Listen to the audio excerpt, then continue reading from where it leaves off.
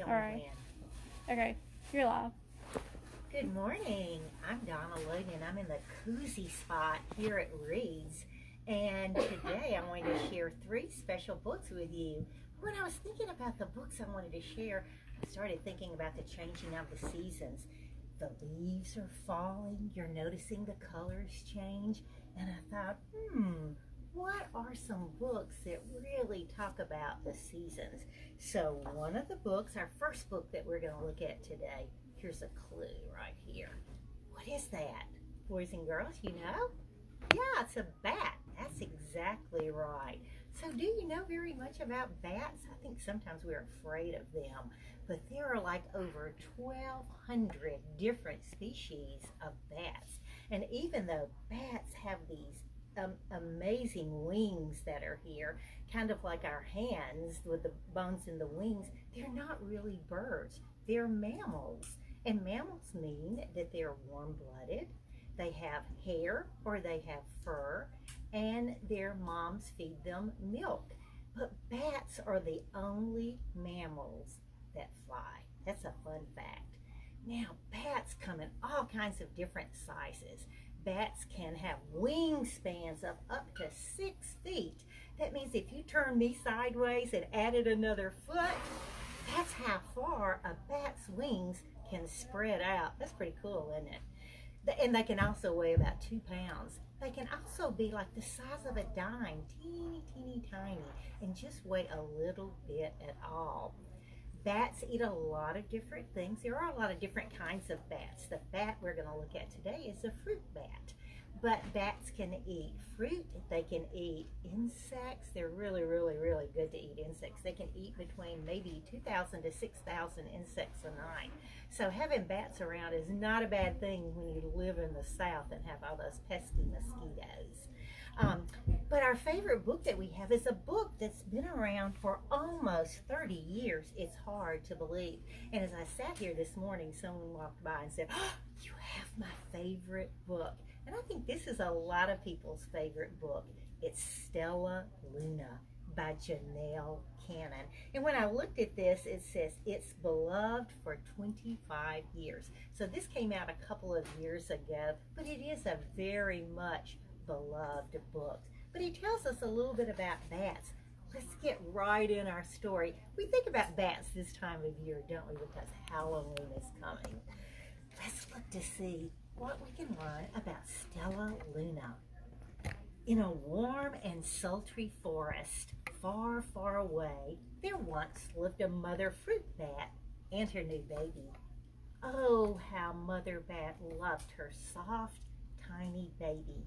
"I'll name you Stella Luna," she crooned.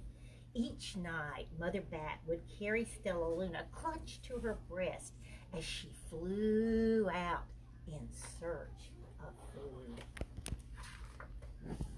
One night, as Mother Bat followed the heavy scent of ripe fruit, an owl spied her. On silent wings, the powerful bird swooped down upon the bats. Dodging and shrieking, Mother Bat tried to escape, but the owl struck again and again, knocking Stella Luna into the air. Her baby wings were as limp and as useless as wet paper. Down, down, down she went, faster and faster, into the forest below. Oh my goodness, what's going to happen to Stella Luna? The dark tangle of branches caught her as she fell. One twig was small enough for Stella Luna's tiny feet. Wrapping her wings around her, she clutched the thin branch, trembling with cold and fear. "Mother, Mother," Stella Luna squeaked. Where are you?" By daybreak, the baby bat could hold on no longer. Down, down, down, she dropped again. Look at bats. Bats hang upside down. Flop! Stella Luna landed head first in a soft, downy nest, startling the 3 baby birds who lived there. Stella Luna quietly clambered from the nest and hung out of sight below it. She listened to the babble of the three birds. "What was that?" asked Flap. "I don't know, but it's hanging by its feet," chirped Flitter. "Shh, here comes Mama," hissed Pip. Many times that day, Mama Bird flew away, always returning with food for her babies. Stella Luna was terribly hungry, but not for the crawly thing that Mama Bird brought. Finally, though, the little bat could bear it no longer. She climbed up into the nest, closed her eyes, and opened her mouth. Plop! In dropped a big green grasshopper. Look at Stella Luna. Oh my goodness.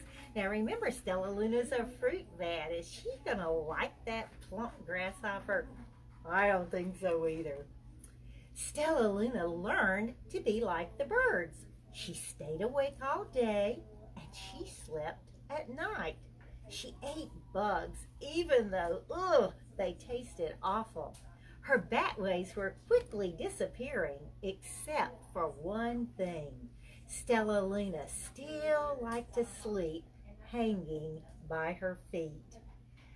Once when Mama was away, the curious baby birds decided to try it too. When Mama Bird came home, she saw 8 tiny feet gripping the edge of the nest. "Eek!" she cried. "Get back up here this instant. You're going to fall and break your necks." Don't you know that was fun for those birds to try to hang upside down? The birds clambered back into the nest, but Mama Bird stopped Stella Luna. "You are teaching my children to do bad things. I will not let you back in this nest unless you promise to obey all of the rules of the house." Stella Luna promised. She ate bugs without making faces. She slept in the nest at night, not hanging by her feet. And she didn't hang at all. She behaved as a good bird should. But remember, is Stella Luna a bird? No. What's going to happen? Can she continue acting like a bird? All the babies grew up quickly. Soon the nest became crowded. Mama Bird told them it's time to learn to fly. One by one, Pip, Flitter, Flap, and Stella Luna jumped from the nest. Their wings worked. "I'm just like them," thought Stella Luna. "I can fly too." Pip, Flitter, and Flap landed gracefully on a branch. Stella Luna tried to do the same. Oh my goodness, guys, some problems here. How embarrassing. Look at all the attempts that Stella Luna made to land on that branch. Bats aren't made to land on branches. "I will just fly all day," Stella Luna told herself. "Then no one will see how clumsy I am." Poor Stella Luna. The next day, Pip, Flitter, Flap, and Stella Luna went flying far from home. They flew for hours, exercising their new wings. "The sun is setting," warned Flitter. "We'd better go home, or we'll get lost in the dark," said Flap. But Stella Luna had flown far ahead and was nowhere to be seen. The 3 anxious birds went home without her.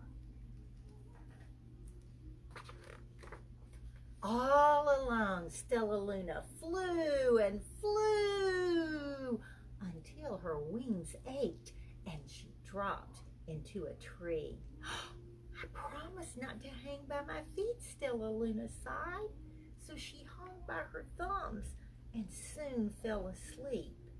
She didn't hear the soft sound of wings coming near. Look at Stella Luna hanging by her thumbs. Oh my goodness. "Hey, hey," a loud voice said. "Why are you hanging upside down?" Stella Luna's eyes opened wide. She saw a most peculiar face. I'm not upside down, said Stella Luna. You are. Ah, but you're a bat. Bats hang by their feet. You are hanging by your thumbs, so that makes you upside down, the creature said. I'm a bat and I'm hanging by my feet. That makes me right side up. Stella Luna was confused. Mama Bird told me I was upside down. She said I was wrong. Wrong for a bird, maybe, but not for a bat. Oh, Stella Luna's getting some bat lessons now. More bats gathered around to see the strange young bat who behaved like a bird. Stella Luna told them her story. You ate bugs? Stuttered one. You slept at night? Gasped another. How very strange, they all murmured. Wait. Let me look at this child. A bat pushed through the crowd. An owl attacked you? She asked. Sniffing Stella Luna's fur, she whispered, You're Stella Luna. You're my baby. Who has found Stella Luna? Stella Luna's mom. Yeah, how exciting. You escaped the owl? Asked Stella Luna. You survived? Yes, said Mother Bat, wrapping her wings around Stella Luna. Come with me and I'll show you where to find the most delicious fruit. You'll never have to eat another bug as long as you live. Oh, look at that Mom wrapping her wings all around Stella Luna. Don't you know that made Stella Luna feel so happy inside? But it's nighttime, Stella Luna squeaked. We can't fly in the dark or we'll crash into trees. We're bats, said Mother Bat. We can see in the darkness. Come with us. Stella Luna was afraid, but she let go of the tree and dropped into the deep blue sky. Stella Luna could see. She felt as though rays of light shone from her eyes. She was able to see everything in her path. Oh boy, she's learning how to be a bat.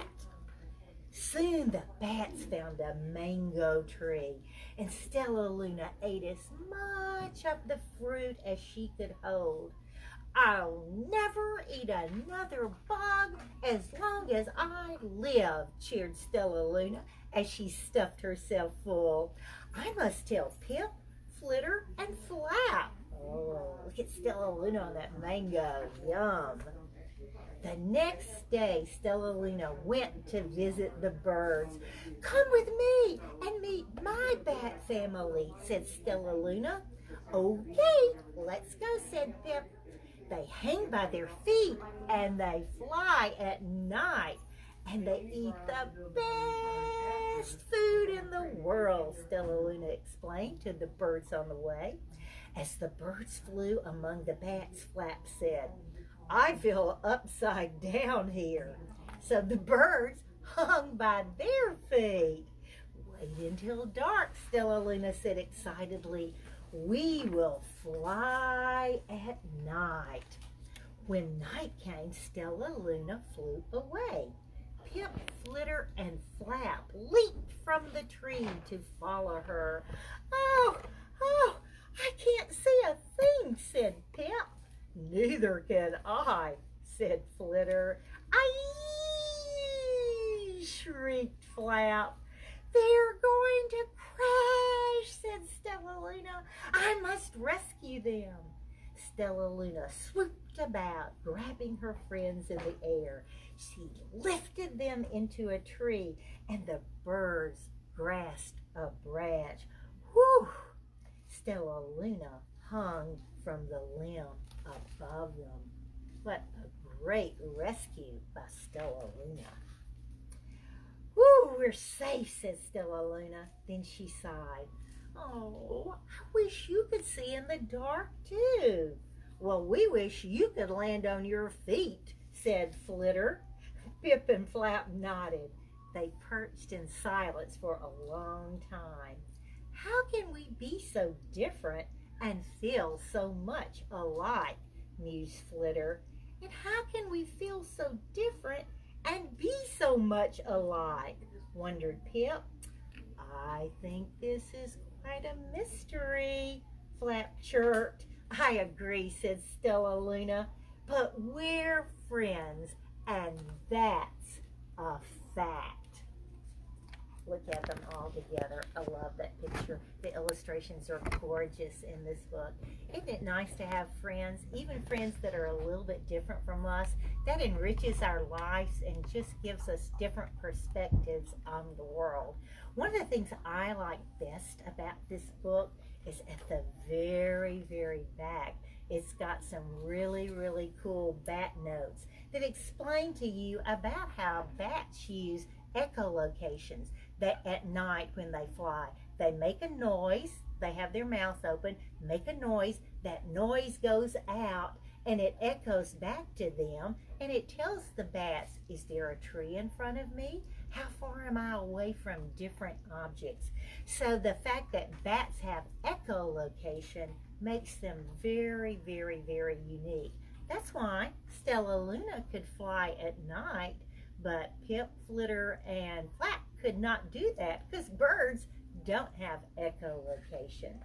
A really, really cool book, and at the very back, there's some very neat resources that you can download. Some crafts that are here, some coloring sheets, and some crossword puzzles, and there are even some friendship bracelets celebrating the friendship between the birds and Stella Luna, a bat. Stella Luna, a much-loved book that's been around for almost 30 years now. You can find it at Reed's. I hope you run down. If you don't get it here, hope you check it out at the library. So that's our first fall book that we're thinking about, bats. All right, let's see what we have next. Oh, here's the clue right here to what's coming up next. What is this? What is this? Right, this is a raccoon, but it's not just any raccoon. This is Chester Raccoon. And we were talking about friends earlier in Stella Luna. Our book today talks about what happens when friends, and especially we're talking today about animal friends, when maybe there's something very sad that happens with friends and friends are not around anymore for us to celebrate. How do we celebrate the memory of friends? So we're going to look at that today. But Chester Raccoon, and look what we have. This is something that you're seeing right now. I was sitting out the other day at my friend Helen's house, and all of a sudden, plunk, right on my head, a squirrel threw down these things. What are these?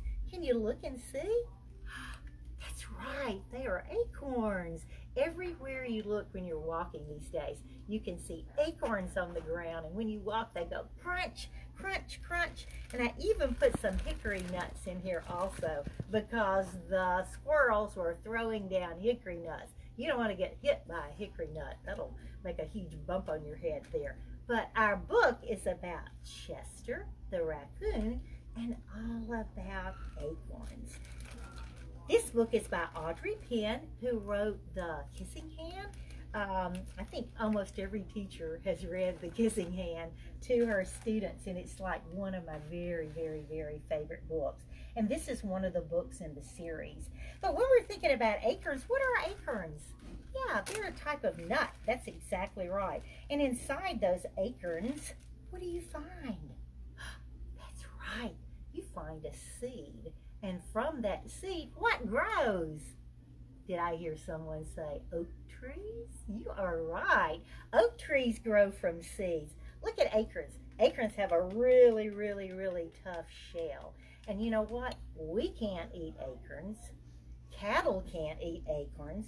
Dogs and horses don't need to eat acorns because they would hurt us. They would harm us.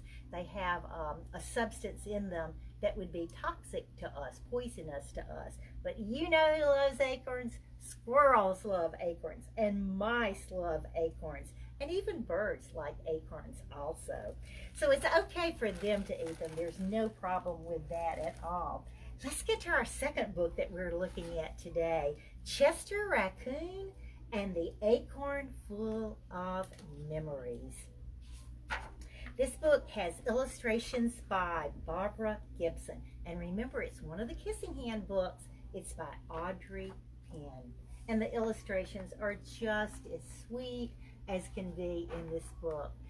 This book really, when we get to the end, we'll talk a little bit about best ways to use this book. Chester Raccoon climbed into his tree hollow and frowned. "Skittle Squirrel didn't come to school today," he told his mother. "Owl teacher said he had an accident and wouldn't be coming back." "What's an accident?" Oh, so we're starting off right now with Skittle Squirrel with an accident.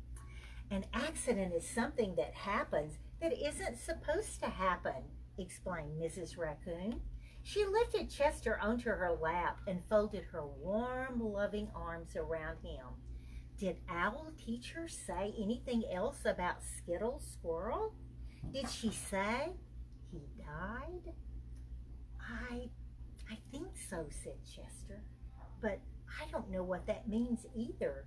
Mrs. Raccoon thought for a moment. Do you remember what happened to old Mr. Beaver? Chester nodded. Yeah, his heart just quit beating and his body didn't work anymore. That's right, said Mrs. Raccoon. That's what happens when someone dies. She put a comforting arm around Chester's shoulders. That's what happened when Skittle Squirrel died. Oh, now that Chester understood what happened to Skittle Squirrel, his insides felt jumbled, and he was very, very sad. Mrs. Raccoon gently stroked the top of his head. I'm very, very sorry about Skittle Squirrel, Chester. Chester turned and faced his mother. Skittle Squirrel is my friend, and I want to play with him. Why won't his body work? Why doesn't his heart beat? I'm afraid that's one of those questions no forest animal can answer. It's like asking, who lights up the sun and then blows it out? Or who collects the pieces of the moon when it disappears and then puts those pieces back when it's full? But I know what you can do. Why don't you make a memory of Skittle Squirrel? That way you'll never forget him. So Mrs. Raccoon, Mama Raccoon, is trying to help Chester understand what happens when a friend that you had is no longer there.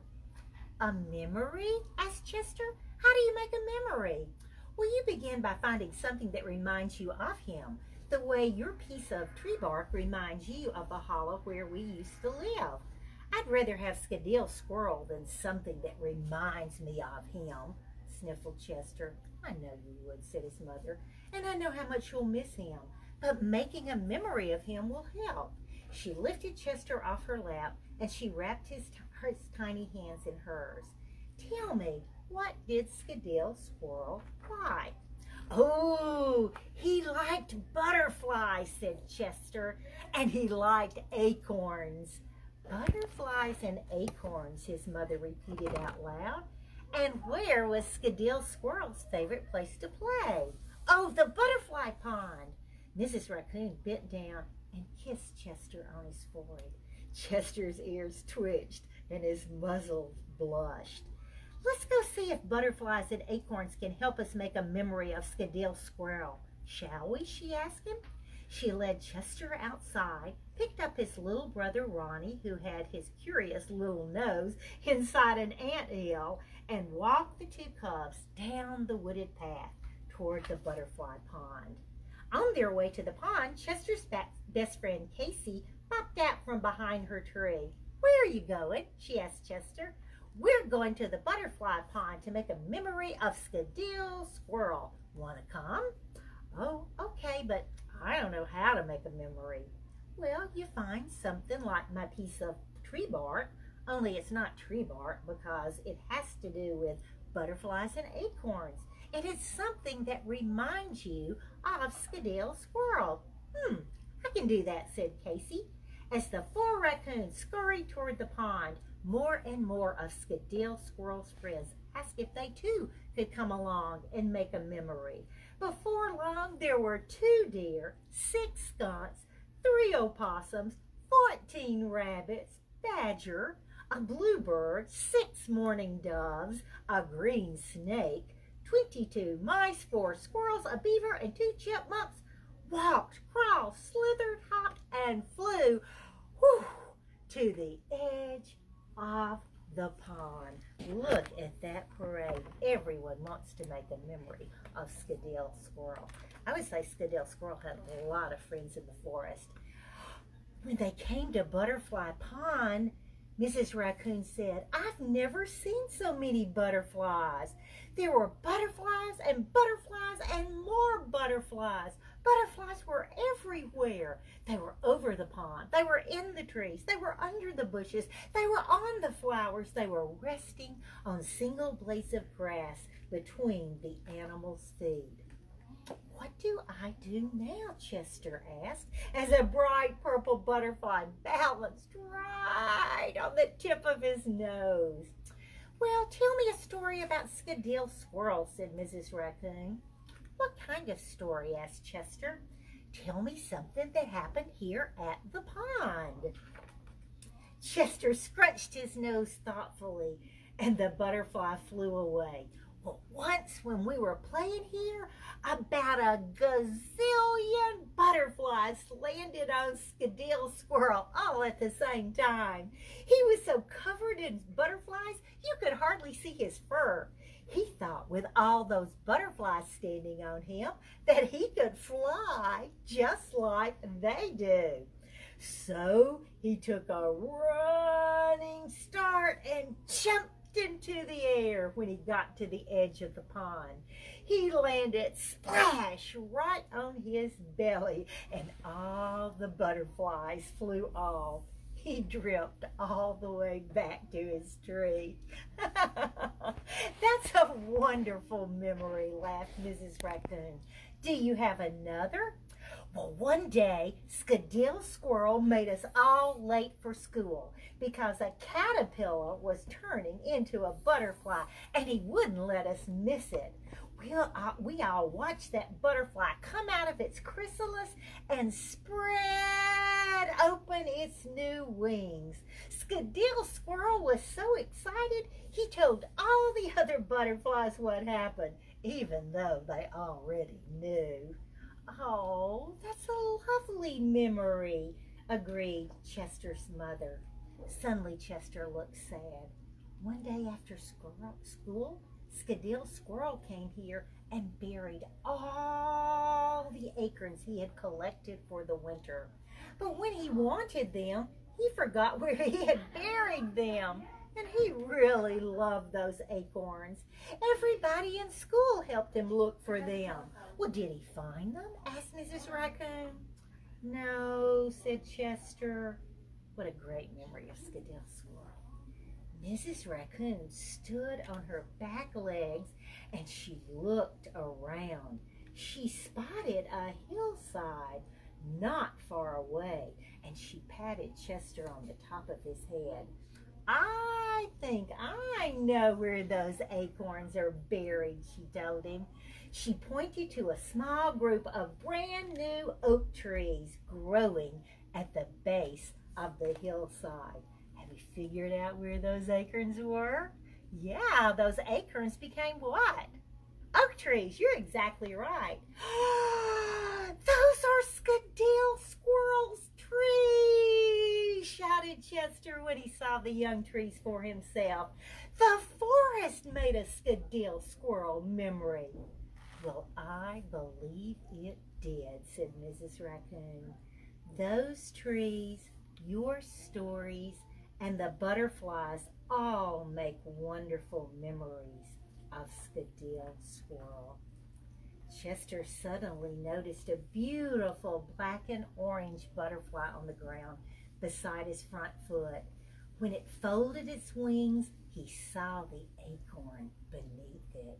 He gently and carefully lifted the acorn off the ground, held his breath, and waited patiently until the butterfly flew away on its own. He clutched the acorn in his front paw and he looked up at his mother. This acorn is the memory I'll take home, he told her. I'll keep it with my special piece of tree bark. Every time I look at it, I'll think of Skadil Squirrel. It's a beautiful acorn, Chester, and it will make a perfect memory.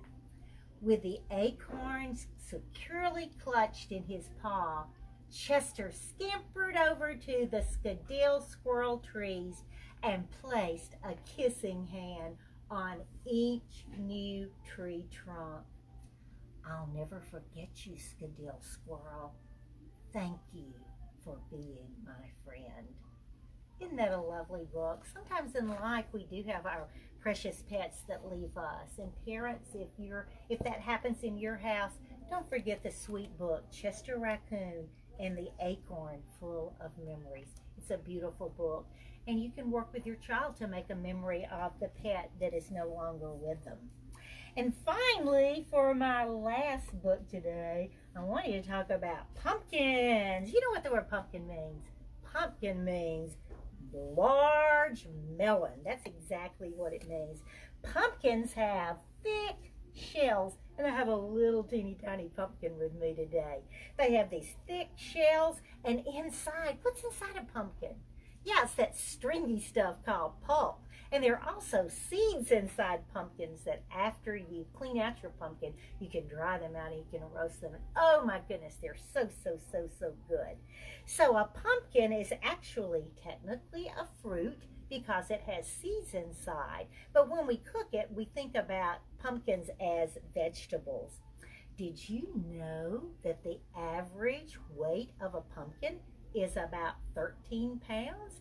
And did you know pumpkins come in all colors besides orange? What are some colors you know pumpkins come in? Yeah, they come in white, good. Green, good. Yellow, right. Orange, right. Did you know there are even red pumpkins? Absolutely. We see mostly orange pumpkins this time of year because we put them out decorating for Halloween. Halloween is coming up very soon in October. It's another fall memory that ties in with the bats that we have today and the acorns that we have today. And our book that I picked out is called It's a Pumpkin by Wendy McClure, illustrated by Kate Concrete. Pretty illustrations on this book too. That's the best thing about children's books. The lovely illustrations and the great conversations that you as a parent can have with your child as you read them. They found it in the middle of the road. What is it? It's a mystery. What is it? Phil Mouse asked. It looks kind of familiar. I don't know, said Squirrel. It's a mystery. I'll tell you what it is, said Phil Mouse. It's in the way. They pushed it over so that it could roll. It rolled and it rolled and it rolled all the way to a possum's nap spot. Bonk! Oh my goodness, look, woke up a possum. Oh, sorry, said Phil Mouse. Well, what is it? Opossum asked. That's just what we were wondering, said Squirrel. Opossum squinted at it. Then he sat on it. He said, I know what it is. Look, it's a chair. They all tried it. Pretty comfy, said Opossum. Disagree, said the Squirrel. I don't think it's a chair, said Phil Mouse. Of course it's not a chair, called the raccoon from her window. Well, so what is it? Asked Opossum. Is it for eating? Guessed Squirrel. Well, now that you mention it, said Raccoon. Wait right here. A moment later, she came out with a big old plate of cookies. Get up from that chair, she told Opossum. I thought you said it wasn't a chair, he said. It's not, Raccoon said, as he set the plate on top. See, look, it's a table. A table, said Phil Mouse. Are you sure? Please have some cookies, said Raccoon. I made way too many. Opossum went to get cider. The rabbit family joined them and the woodchuck too, and the party started. Ooh, this is fun, said Woodchuck.